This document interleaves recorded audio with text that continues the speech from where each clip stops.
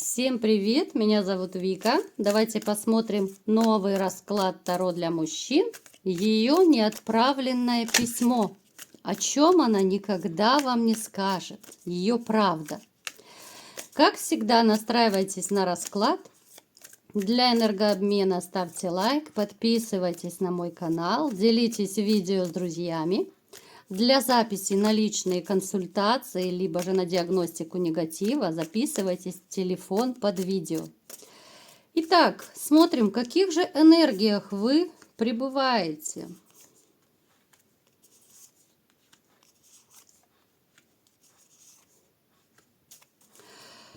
Я не могу сказать, что вам сейчас вот очень хорошо и тепло и спокойно на душе. Знаете, это такое состояние, когда ты заставляешь себя улыбаться. Когда ты выходишь на улицу, ты как будто одеваешь маску веселья, да, это смех сквозь слезы, может быть, да. Когда ты держишь в себе ту боль, ту обиду, да, которая тебя постигла в своей жизни, но ты особо никому об этом не рассказываешь, потому что вы очень не любите, когда вас жалеют.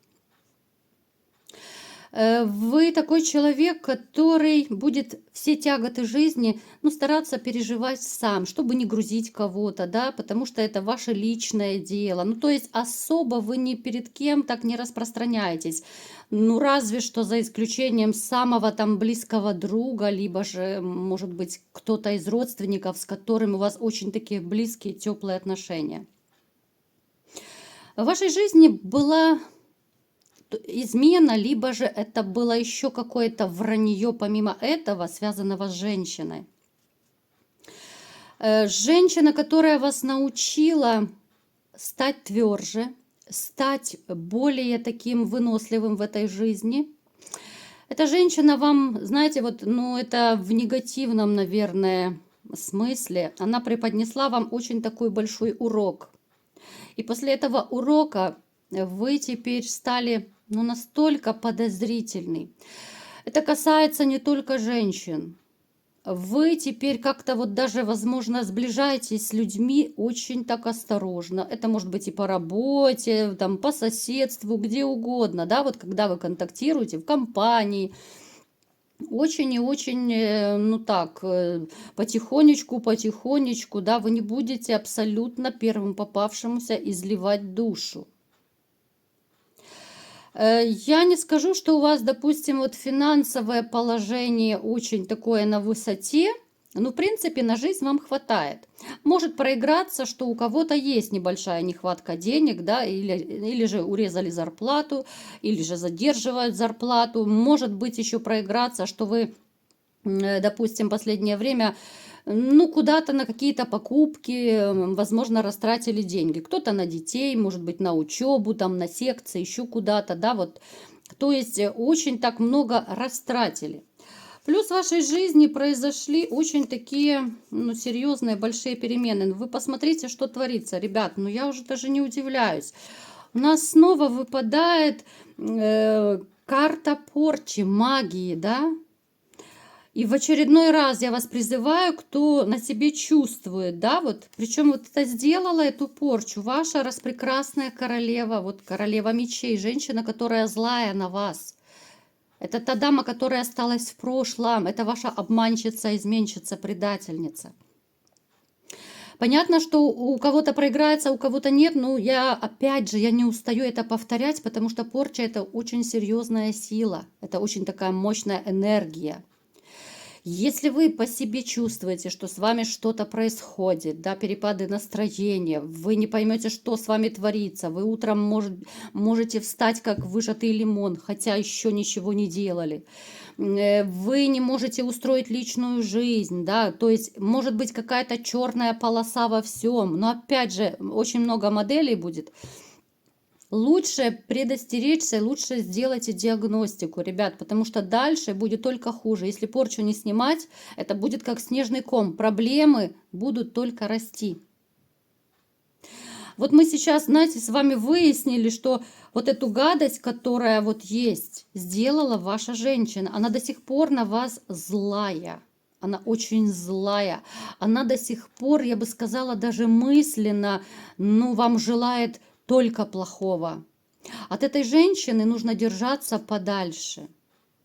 Из-за этой женщины, вот очень четко видно по раскладу даже, из-за этой женщины у многих из вас, может быть, даже застопорилась та или иная жизненная сфера. Вот она в подвешенном состоянии. У кого-то личная жизнь подвисла, у кого-то проблемы по здоровью. Это то, что я говорила. У кого-то еще там по работе, по финансам, понимаете? Поэтому всегда добро пожаловать, диагностику можно сделать, но вы будете спокойны. Смотрите, если вы снимете этот негатив, да, вот у кого из вас есть, у вас сразу же будет новая женщина, которая уже по судьбе. Это так, маленькое отступление. Поэтому подумайте. Итак, что же еще в вашей жизни происходит? Ну, снова она никуда не девается, понимаете? Она никуда не девается. Смотрите, в вашей жизни была такая ситуация, я даже вот не знаю, каким словом можно это назвать, да? У кого-то может даже в прямом смысле слова быть, ну, я не знаю, пожар, допустим, да, возможно, либо же загорелась, допустим, квартира или дом, но вовремя потушили. У кого-то может быть уже все, трэш полный, может быть, сгорело, да, все. У кого-то может проиграться, что ну, какая-то очень серьезная травма в жизни была. Ну, то есть это была какая-то такая ситуация, когда вы и, возможно, даже ваше жилье, имущество, вы были на волоске, ну, от смерти, да, то есть, ну, жилье от уничтожения, может быть, на волоске было, может быть, замыкание какое-то короткое было, и вы вовремя увидели, понимаете? Опять у кого как проиграется. Далее, ну вы, конечно же, такой товарищ, вы большой любитель покушать, и покушать любите много и вкусно. Причем вы сами, ну так, довольно неплохо готовите, я думаю, вы дадите фору многим женщинам. Другое дело, что вам нужен какой-то стимул, вот смысл, да, в жизни, чтобы было для кого готовить, потому что для себя иногда вы ленитесь готовить, для себя не очень интересно, да, а вот когда это есть любимая женщина, вот для любимой женщины вы готовы там, ну я не знаю, чуть ли не торты печь. Вы, ну, в принципе, вы неплохо выглядите, можете даже моложе своего возраста выглядеть, занимаетесь, либо же вот еще недавно занимались спортом, напишите в комментариях, у кого что резонирует.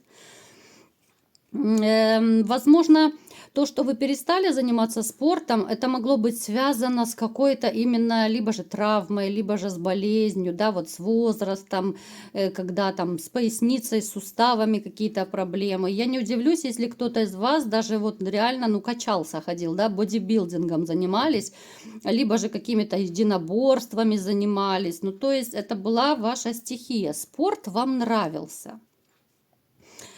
Сказать, что у вас сейчас сердце занято, но я не могу, к сожалению. Вы отмечаете, что женщины вокруг довольно неплохие, да, что женщины есть довольно симпатичные, фигуристые. Но вот, знаете, какая-то линца, что ли, в вас появилась. Вот ваш внутренний охотник, он спит. Вот почему он спит? Ну, прям аж мне самой интересно, почему он спит. А потому что вы еще не встретили ту единственную, неповторимую. Потому вы видите, да, вот, видите объект, цель перед собой. А завоевывать эту цель как-то лень, как-то вот и не хочется. Ну, вот я вам скажу, что забегая вперед, да, потому что сегодня немножко не об этом расклад. Когда вы увидите ту единственную неповторимую, ваш внутренний охотник проснется, и он еще задаст жара. Потому что вы человек стимула, вам важна мотивация, как я говорила, не только кушать, приготовить. Для вас жизненно необходимо иметь какую-то цель, чтобы вы знали, для кого, для чего вы это делаете. Для себя это как-то неинтересно. Для себя это лень. Для себя яичницу приготовил и до свидос. А вот когда сердечко ёкает, когда ты влюбляешься, когда глаз горит, когда ты не можешь уснуть, вот тогда вы будете и варенички лепить, и пироги печь. Ну, я, понятно, утрирую немножко, но будете делать от и до все. Все, что вам скажет любимая женщина. Итак, погнали дальше, а то мы немножко так отступили. Люблю я с вами поболтать. Общительная я, что ж поделаешь. Так, давайте-ка, какая же женщина пришла к нам на расклад? А ну-ка посмотрим, Медуза Горгона она или нет. Почему-то у меня бывшие всегда с горгонами ассоциируются. Так, так. Из этой женщины как раз, да, вы стали на какой-то период, вот вы стали отшельником. Кто-то сейчас, может быть, пребывать в таком состоянии, у кого-то период уже прошел. Вы знаете прекрасно, как я говорю, да? Переворачиваем под себя, это общий расклад. Эта женщина, ну вот я бы ее точно назвала ленивицей. Ну такая она с линцой. Вот эта женщина точно не будет пироги печь. Она любительница поспать. Она любительница, чтобы было хорошо, тепло и уютно, комфортно. Она любительница покрасоваться. Кружите меня, кружите. То есть, знаете, она такая королевишна, а вы так все рабы, вы все челядь. Вот в таком плане. Это женщина, которая на сегодняшний день пребывает в одиночестве. Вот когда-то она такая была, девочка-зажигалочка, любительница по жезлам попрыгать.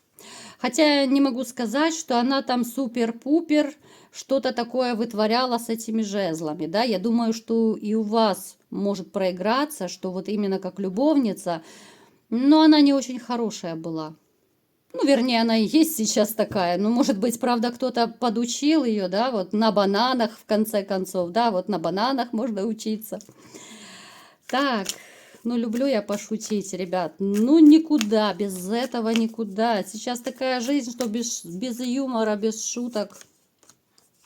Так, погнали дальше. Что же она за дамочка? Что же она за письмо пыталась вам написать? Смотрите, она всю жизнь мечтала о красивой жизни. Она писала вам письмо, это я сейчас так забегаю вперед, но она его не отправила. И не отправит никогда. Это такой, знаете, метод психологический. Вот напиши все, что ты хотел бы сказать человеку, а потом это сожги, там порви, уничтожь, и тебе станет легче.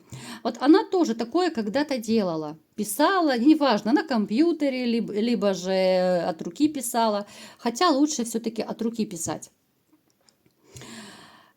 Когда-то она была такая наивная девочка, юная, распрекрасная. Это была история еще до вас. Я просто вам такое предисловие рассказываю. Ее очень сильно обидел, даже унизил, я бы сказала, какой-то мужчина. У нее была очень нехорошая история любви до вас. Возможно, даже вы этого не знаете, потому что ей стыдно как-то даже об этом было рассказывать. Здесь могло быть какое-то, ну, даже рукоприкладство в ее адрес, да. Здесь могли быть унижения, оскорбления. Она влюбилась. Вот такая вот юная девчонка, она влюбилась. Мужчина был старше нее. Мужчина был, ну, такой довольно страстный. Я думаю, он ее взял даже вот именно постелью в каком-то смысле, потому что она была юна, она была неопытна, он ее много чему научил, хоть она такая не очень хорошая ученица оказалась. Но в то же время он ее подавлял. Знаете, такой мужчина-диктатор. Из-за этих отношений у нее поселилась, ну, такая очень сильная неуверенность в себе. Поселилась эта неуверенность, причем, вы знаете, после этого она начала мужчин использовать. Вот как использовал этот ее, может быть, это была ее первая любовь, да, этот вот диктатор. Я сейчас рассказываю предисловие, просто чтобы вы потом понимали, о чем суть, да, вот сейчас о письме мы, конечно же, поговорим. Она глубоко травмированный человек. Поэтому все, что происходило у вас в отношениях, это отголоски прошлого. Плюс еще может проиграться у некоторых из ваших женщин, что ее подавляли в детстве родители, унижали, оскорбляли, может быть, отец там, либо же мать, которые, ну, злоупотребляли вредными привычками, и они ее подавляли. Она себя не чувствовала любимым ребенком. То есть она выросла таким закомплексованным птенчиком, а потом начала самоутверждаться за счет других людей. Так вот, смотрите, на фоне этого, это я к чему говорю, да? Она в этом письме изливает душу, вроде бы вам, да, это письмо как бы вам адресовано. Вот она решила написать это, но она понимала, что она это никогда вам не расскажет и не покажет, это письмо. Она вам написала, знаете, о чем? О том, что на сегодняшний день вы были лучшим мужчиной в ее жизни. Боже, у меня прям мурашки побежали, вот это да. Она написала о том, что такой заботы, такого внимания, такой любви она больше не встречала после вас, и она не уверена, что найдет когда-либо. Она в этом письме, ну, как бы извиняется перед вами за то, что она вас обижала. Она это понимает. Она, в принципе, ну, она адекватный, нормальный человек. Она дружит с головой. Но она понимает, что она за счет вас и за счет других, она самоутверждается. Она это все, ну, как бы проанализировала, она это все прекрасно знает и понимает, но она по-другому не умеет. Она винит вот этого мужчину, который был, ну, первой любовью, либо же там просто мужчиной до вас, да, вот в отношениях. Она в этом письме пишет, что это он виноват, что она такая стала. Но вы этого не знаете и вряд ли узнаете. Она, вот знаете, она как будто изливает душу, что она совсем не такая, какой ее видят. Она пишет о том, что на самом деле она другая, она добрая, она хочет любви, она ищет любви, но она не умеет то ли строить отношения, вот как-то ее не научили.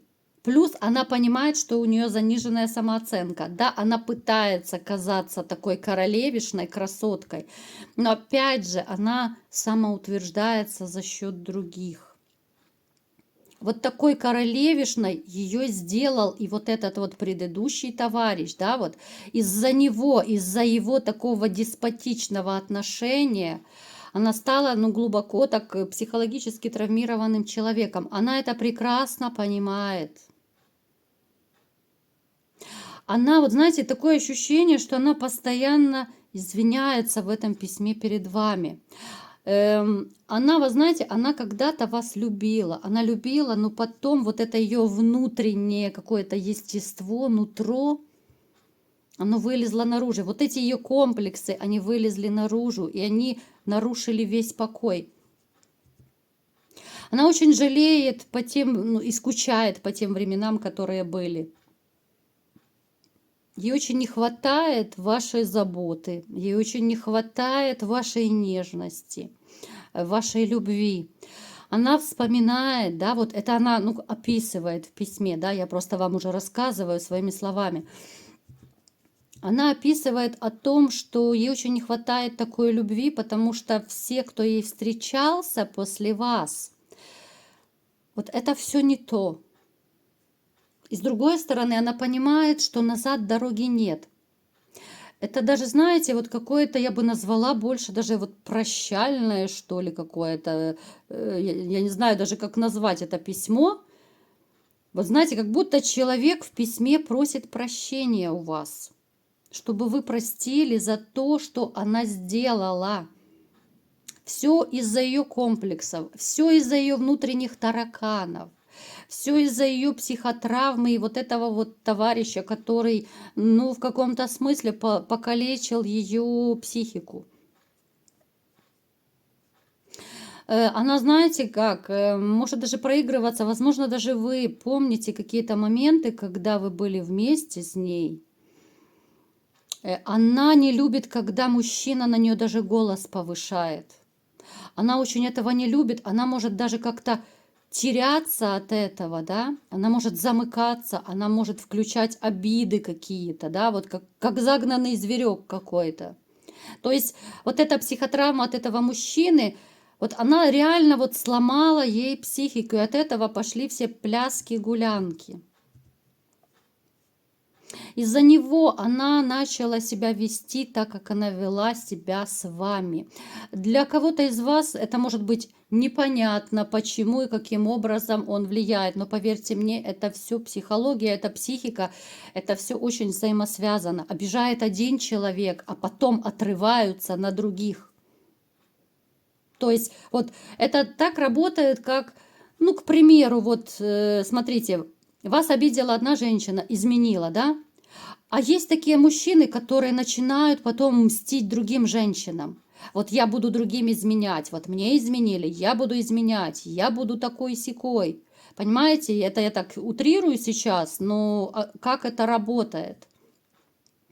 Вот ее обидел один, она начала отрываться на других. Она не может с этим совладать, потому что без специалиста с этим, ну никак, ну очень тяжело справиться. Да, любовь была, но психика, вот эти все страхи, комплексы, это очень большая сила, и она не смогла с ними справиться. Поэтому она просит у вас прощения. Это такое, знаете, вот письмо покаяния. Она все понимает. Она просит прощения, но опять же, это прощение, я не знаю, это как нужно заслужить, вымолить. Я думаю, вы ее не простите просто. Вы ее не простите. Хоть как вы ее не любили, даже до сих пор некоторые любят. Вы не сможете ее простить. Просто знайте, что она поняла, вернее, она понимает все, что она сделала. Но она ничего с этим не может сделать. Это сильнее ее психика и все психические процессы. Это сильнее ее, поэтому она не может совладать. У нее все нормально, в принципе, с самокритикой, да, вот. Она в каком-то смысле даже локти кусает, но она ничего делать не будет, и она и ничего не сделает, чтобы что-то исправить.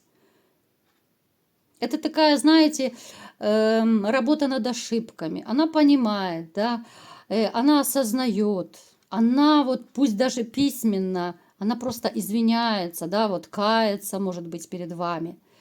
Но в то же время ничего не будет делать и ничего она не сделает, потому что слишком много боли доставлено, и она это понимает. Вот такой был расклад. Кому понравился, ставьте лайк, подписывайтесь на мой канал, делитесь видео с друзьями и всем пока!